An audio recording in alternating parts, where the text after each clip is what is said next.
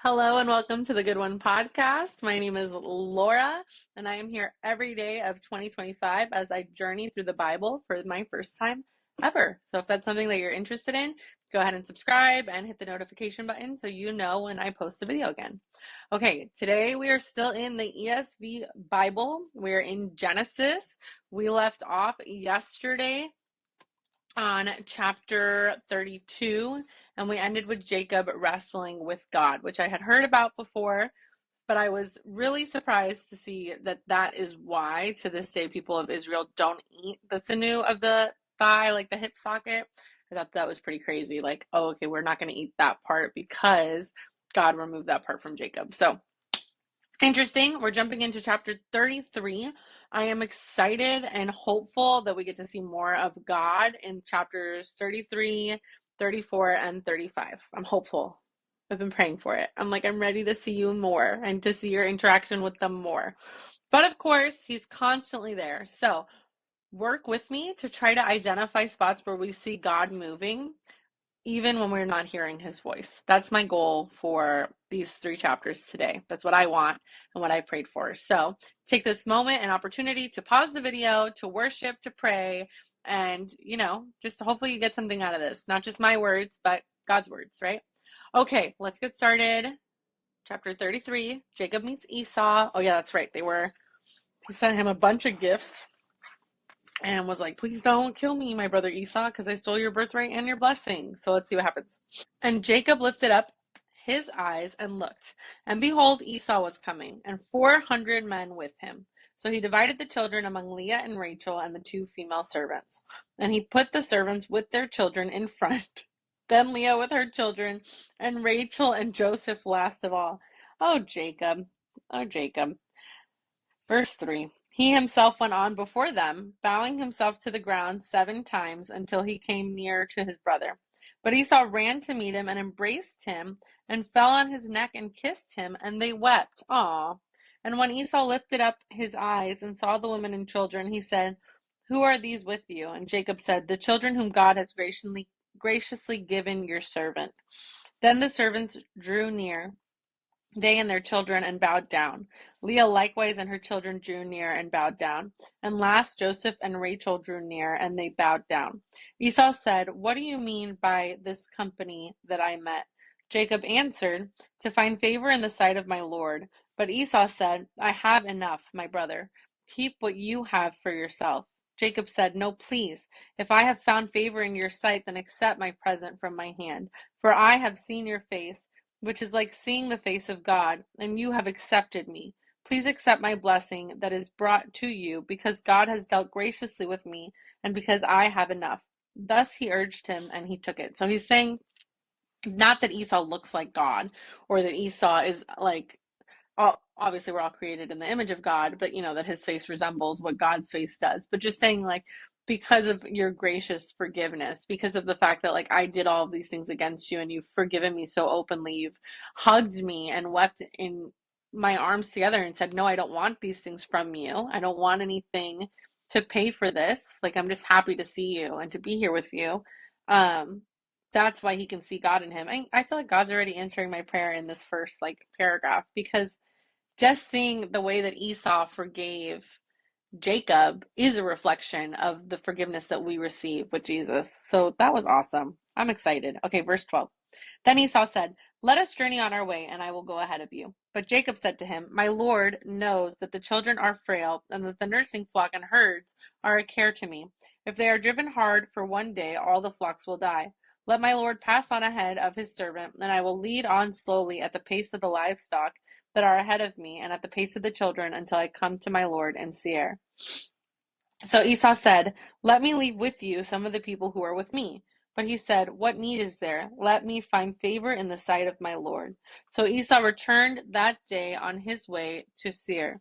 But Jacob journeyed to Succoth and built himself a house and made booths for his livestock. Therefore, the name of the place is called Succoth. Is it booths? It is booths. And Jacob came safely to the city of Shechem, which is in the land of Canaan, and on his way from Padan Aram, and he camped before the city. And from the sons of Hamor, Shechem's father, he bought for 100 pieces of money the piece of land on which he had pitched his tent. There he erected an altar and called it El Elohi Israel, which means God, the God of Israel. Oh, okay. The defiling of Dinah. We're going to call her Dinah because I don't know if I'm saying Dinah. We'll say Dinah. That sounds better. Okay. Chapter 34. It's probably not Dinah. It's probably something else. Just like I was calling Rebecca's and Leah's dad Laban, and somebody was like, hey, it's Laban. I was like, what? I've totally been like, Laban, you're not a good dad. It's Laban. Laban, you've got some explaining to do. All right. Chapter 34. Now Dinah, the daughter of Leah, whom she had borne to Jacob, went out to see the women of the land. And when Shechem the son of Hamor the Hivite, the prince of the land, saw her, he seized her and lay with her and humiliated her. Wow, what a little jerk. That's assault, I'm going to assume. He seized her and lay with her. Doesn't say consensual. And his soul was drawn to Dinah, the daughter of Jacob. He loved the young woman and spoke tenderly to her. Oh, okay, maybe it wasn't. Maybe it was consensual. So Shechem spoke to his father Hamor, saying, get me this girl for my wife. I don't really think that, I mean, I get that's how they asked back then, but I'm wondering the way that it says he seized her, I feel like the seizing of her is very different. Like, and then afterwards it says he's speaking tenderly to her. So it doesn't say he spoke tenderly to her and then he went into her. He says he seized her and laid with her. So this guy sounds like a jerk. We don't like Shechem. Now Jacob heard that he had defiled his daughter Dinah. But his sons were with his livestock in the field, so Jacob held his peace until they came. And Hamor, the father of Shechem, went out to Jacob to speak with him. The sons of Jacob had come in from the field as soon as they heard of it, and the men were indignant and very angry, because he had done an outrageous thing in Israel by lying with Jacob's daughter, for such a thing must not be done. But Hamor spoke with them, saying, the soul of my son Shechem longs for your daughter. Please give her to him to be his wife. Make marriages with us. Give your daughters to us, and take our daughters for yourselves. You shall dwell with us, and the land shall be open to you. Dwell and trade in it, and get property in it. Shechem also said to her father and to her brothers, let me find favor in your eyes, and whatever you say to me I will give. Ask me for a bride price, and gift as you will, and I will give whatever you say to me. Only give me the young woman to be my wife. Okay, so it sounds like he's in love with her and he wants to be with her. So maybe this isn't like, it says defiling, but then again, today we have such a different culture and perception on things like this before marriage. So this could just be a young couple, a young set of kids who really liked each other, did it, and now he's like, I still want her for my wife. Verse 13. The sons of Jacob answered Shechem and his father Hamor deceitfully, because he had defiled their sister Dinah. They said to them, we cannot do this thing to give our sister to one who is uncircumcised, for that would be a disgrace to us. It's only funny because it's saying that they're answering him deceitfully, so it's like, are they going to make him get circumcised for doing that? Then we will give our daughters, okay, only on this condition will we agree with you, that you will become as we are by every male among you being circumcised. Wow, not only him, but every male among him has to be circumcised. Verse 16, then we will give our daughters to you, and we will take your daughters to ourselves, and we will dwell with you and become our one people. But if you will not listen to us and be circumcised, then we will take our daughter and we will be gone. Their words pleased Hamor and Hamor's son Shechem. How is that pleasing? How are you like, yeah, you know what? That pleased me. That sounds good. That's all we have to do is get circumcised. Verse 19. And the young men did not delay to do the thing, because he delighted in Jacob's daughter. Now he was the most honored of all his father's house. So Hamor and his son Shechem came to the gate of their city and spoke to the men of their city, saying, these men are at peace with us. Let them dwell in the land and trade in it, for behold, the land is large enough for them. Let us take their daughters as wives, and let us give them our daughters. Only on this condition will the men agree to dwell with us, to become one people. When every male among us is circumcised, as they are circumcised, will not their livestock, their property, and all their beasts be ours? Only let us agree with them, and they will dwell with us. And all who went out of the gate of his city listened to Hamor and his son Shechem, and every male was circumcised, all who went out of the gate of his city. Oh my goodness. Ow. Once again, no numbing. Like, are you at least drinking wine beforehand? Like, oh, I don't want to think about the logistical pain aspect of it because it's like I can only imagine how crazy that is. But I mean, I hope that he like really loved her. This kind of seems like he loved her if he's going to go through all that pain. Or he's a jerk and wants authority over her, but I hope the best for you, Dinah. I'm sorry. You're the only daughter that gets mentioned by name, and then this is what happens to her. It's actually really sad. All right, verse 25. On the third day, when they were sore, I'm sure, two of the sons of Jacob, Simeon and Levi, Dinah's brothers, took their swords and came against the city while it felt secure and killed all the males. What? They just killed them all? Crazy. They made them all get circumcised and then they killed them. Then they killed Hamor and his son Shechem and with the sword and took Dinah out of Shechem's house and went away. The sons of Jacob came upon the slain and plundered the city because they had defiled their sister. Okay, so this does not sound like love. This sounds like he definitely took advantage. They let him feel secure. Then this is wild. This is not advocated. This is just saying that it happened, right? The Bible is not advocating this. It's just stating that this happened. They took their flocks and their herds, their donkeys, and whatever was in the city, and in the field, all their wealth, all their little ones and their wives, all that was in the houses, they captured and plundered. Then Jacob said to Simeon and Levi, "You have brought trouble on me by making me stink to the inhabitants of the land, the Canaanites and the Perizzites. My number are few, and if they gather themselves against me and attack me, I shall be destroyed, both I and my household." But they said, "Should he treat our sister like a prostitute?" Wow, that's wild. Honestly, I go back and forth on whether, it was willing or not. I'm going to assume that like it wasn't, but even then it's saying, should he treat our sister like a prostitute? Typically prostitution is something that like people do because they don't really have another choice, but it's not the same as assault. So, what do you think? You tell me. What a weird comment to leave, but yes or no? Was it consensual? Okay. God blesses and renames Jacob. Okay. Chapter 35. God said to Jacob, "Arise, go up to Bethel and dwell there. Make an altar there to the God who appeared to you when you fled from your brother Esau." So Jacob said to his household and to all who were with him, "Put away the foreign gods that are among you and purify yourselves and change your garments. Then let us arise and go up to Bethel so that I may make there an altar for the God who answers me in the day of my distress and has been with me wherever I have gone." Amen. Make the altar for God because he has clearly been with you. I'm surprised the Canaanites didn't turn around and like try to attack his whole family. So they gave to Jacob all the foreign gods that they had and the rings that were in their ears.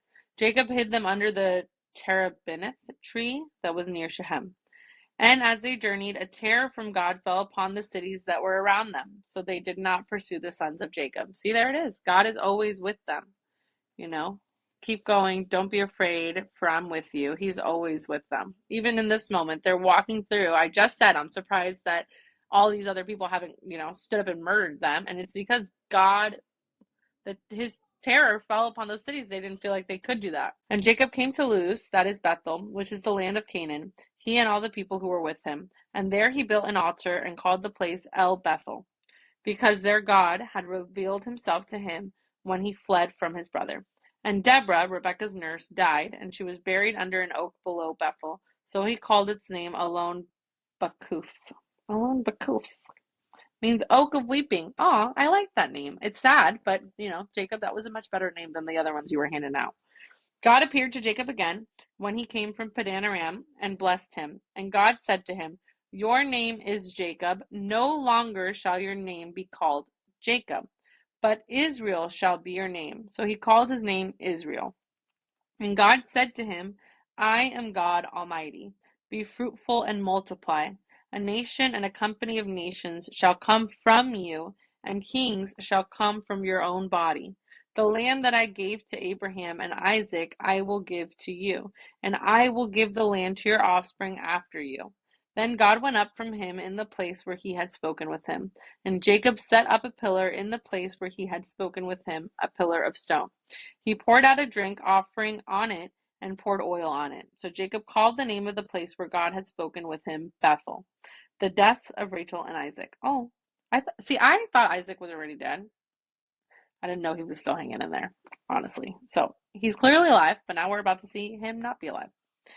Then they journeyed from Bethel. When they were still some distance from Ephrath, Rachel went into labor, and she had hard labor.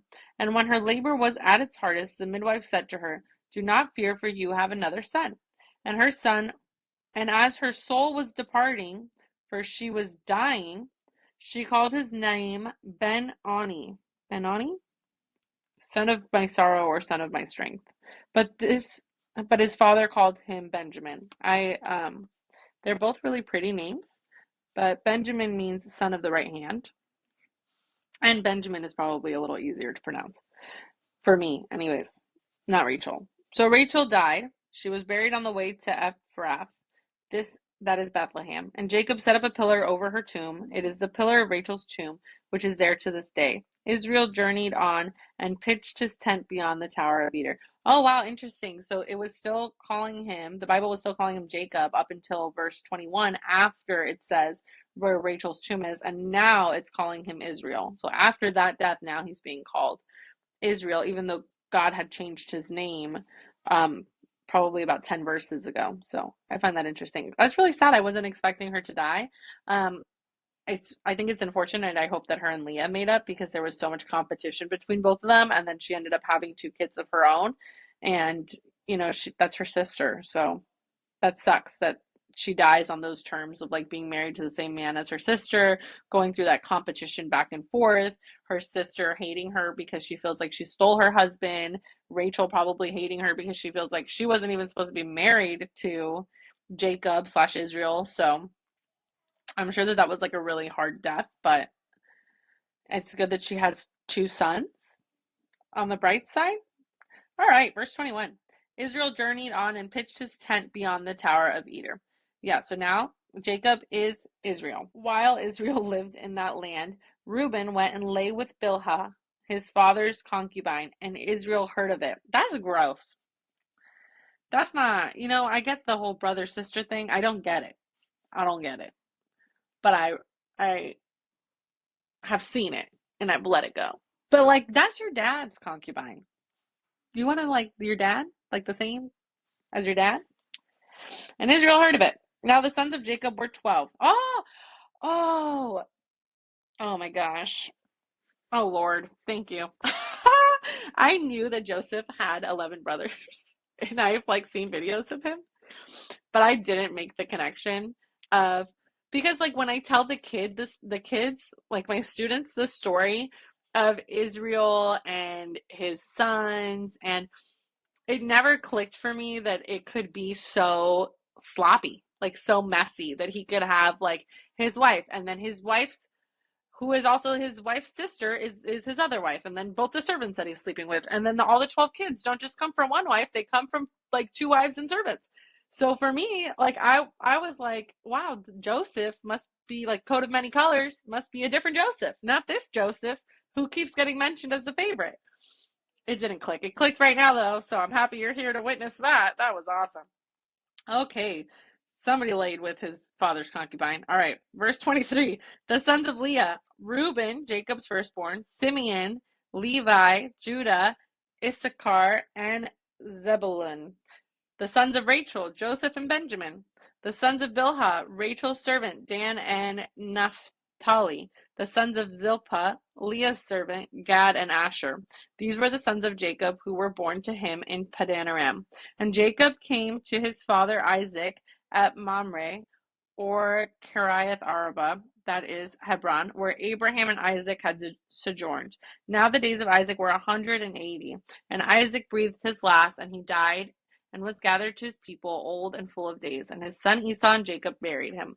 That's sweet that Esau and Jacob buried him. And we see it once again, two brothers who don't get along, or who were kind of pitted against each other, being together at the burial, because that's the same thing that happened when Isaac and Ishmael came together for Abraham's burial. So Isaac had the blessing, and he was the one who was going to continue on the lineage, but Ishmael was still there to bury his father. And here we see the same thing when Isaac dies. Jacob and Esau are together to bury him, but Jacob is the one with the birthright and with the blessing. So the next verse, the next chapter that we're going to read tomorrow talks more about Esau, which I'm interested to learn more about because I honestly know nothing about him aside from him being like a redhead and very hairy.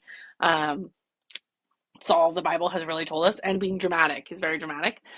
So I'm excited to learn more about him, and it really just clicked for me that this Joseph, I don't know much about him. I know that he has a coat of many colors that I think he gets from his dad. I know that his brothers don't like him, and I know that he's the favorite, but I'm excited to see like what ends up happening in his story because I know that he is going to be the guy, like, right? Because we see the guys. We see Noah and Abraham and Isaac and now Israel and now Joseph. And each time there's one special guy out of like the 12, 15 babies that come from all these people who's going to continue on the lineage. And I know because I believe in Jesus Christ that this lineage is being carried out throughout this time and selected so thoroughly for Jesus to come. That's my assumption. I mean, I haven't really asked anybody to confirm, but I really feel like that's what it is. So it's cool to see how each time this child is prayed over and prayed for, and then they come and they're typically the like one of the favorites, or but they're so human. They're so human. Like there's not a single one that's come and has been like not even Noah. Noah got drunk and naked, and his son like picked on him. So there's not a single person that has come that yeah, that hasn't been super like just human, which is great because it just reminds us like we are the same. We are the same.